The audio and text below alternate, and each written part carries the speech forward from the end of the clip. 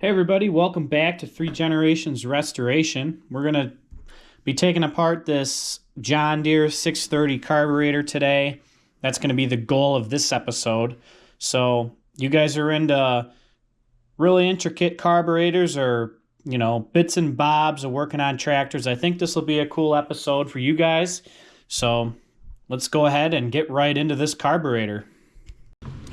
These should both respectively be the same.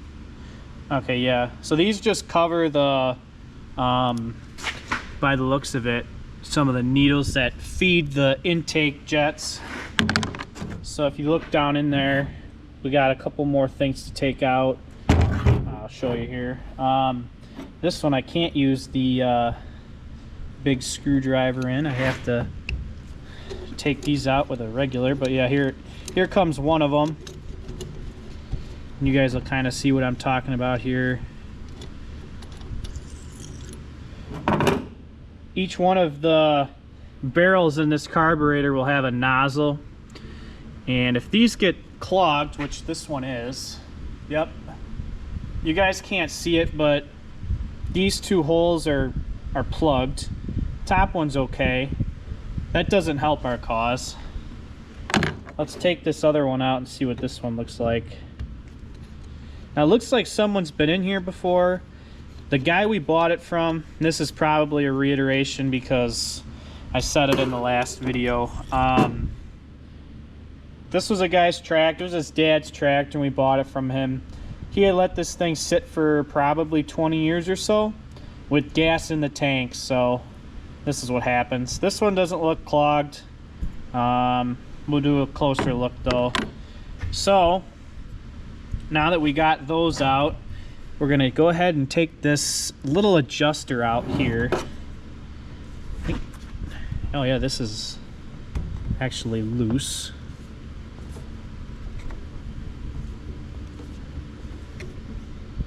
I wonder why this was loose.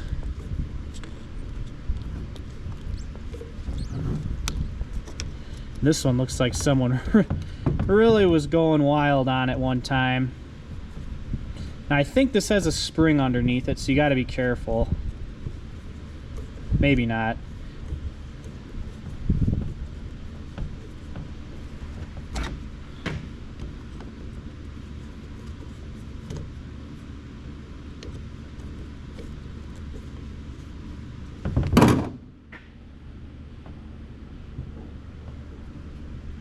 Yep. Not a spring, but an O-ring, and this must be like a drain or something for this carburetor, because if I had to guess, yeah, that's probably what this is. This is the drain. You take a screwdriver and probably drain the gas out of the bowl. That O-ring will need replaced, and there's a pretty significant amount of junk in there. So yeah, here's another piece. We're gonna go ahead and take the seat out, and I hope I might need to get a yeah, we're gonna get a different.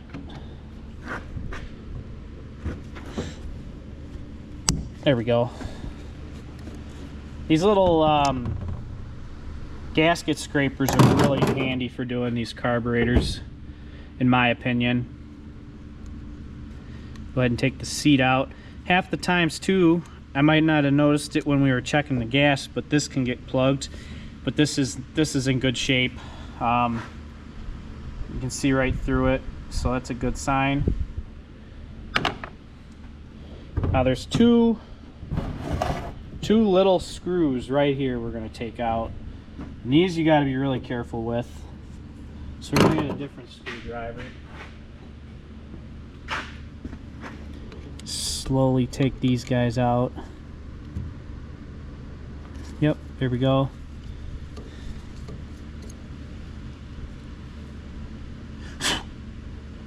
That one's free.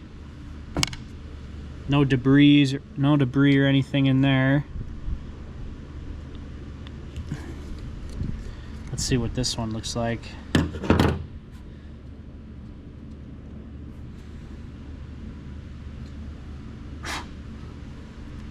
There was a little bit of gunk in this one, so we'll clean that one out. All right, well, it looks like we got just about everything on the bottom here outside of these adjustments. So what I like to do is get a sheet of paper.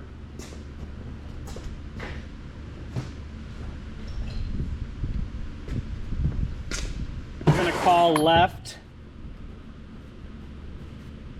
throttle. The throttle linkage is on the left.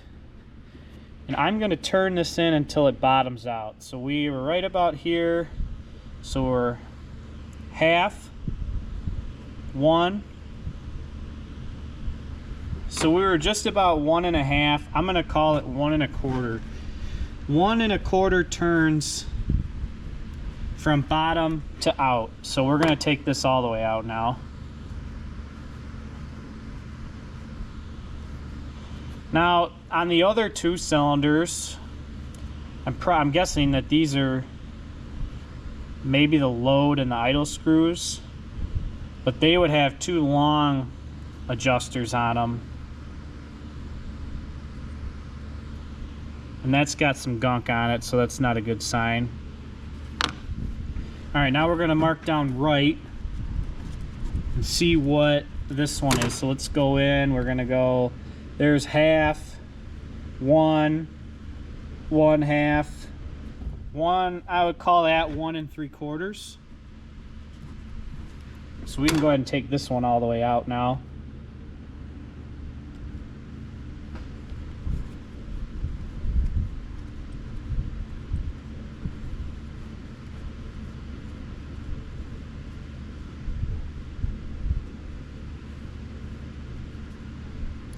Okay, quite a bit of dirt and debris on that. All right, well, I think we got the top pretty well apart. There's a couple balls that are down in these holes here. I'm not going to worry about those. Well, if we flip it up, I may, while I'm here, which I probably will, I probably should take this throttle out, the shaft out, so I can get in there and get a better look at everything. So that's what I'll do. I'm going to take a small regular screwdriver and we're going to take these 4 screws out of here. Maybe a bigger one. And these shouldn't be on too tight, I wouldn't think. Maybe.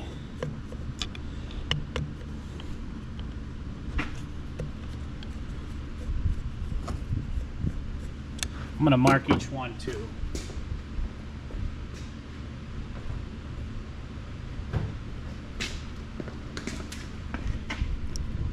We're going to say out, left, right. Even though there is no difference, I just like to make sure everything goes back exactly the same way it came off. Get a magnet.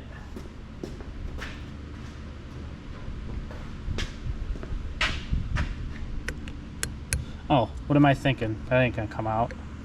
This ain't magnetic. There's the one. Let's go ahead and get this other one out.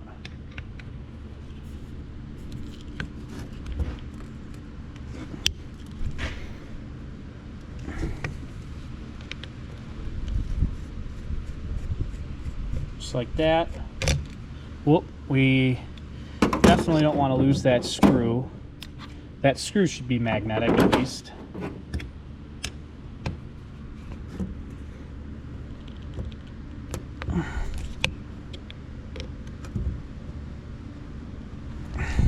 There we go. These screws can really be tight. All right, let's get this plate out of here. So there's our throttle. Both our throttle plates are out. Now you can really see down at the frickin' throttle shaft. And what we can do now is actually take the throttle shaft out nice and easily.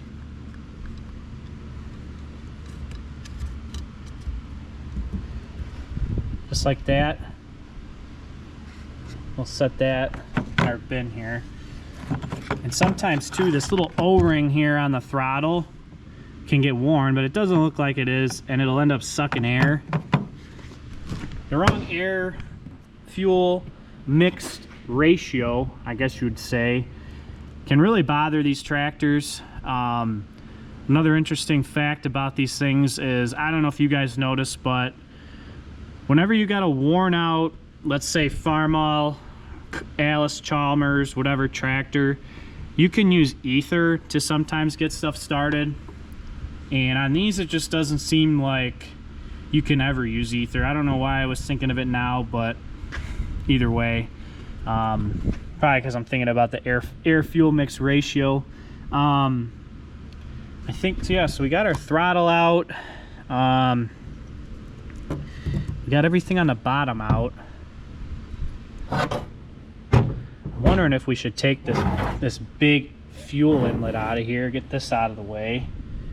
Probably would be a good idea, wise idea, to get it out of the way.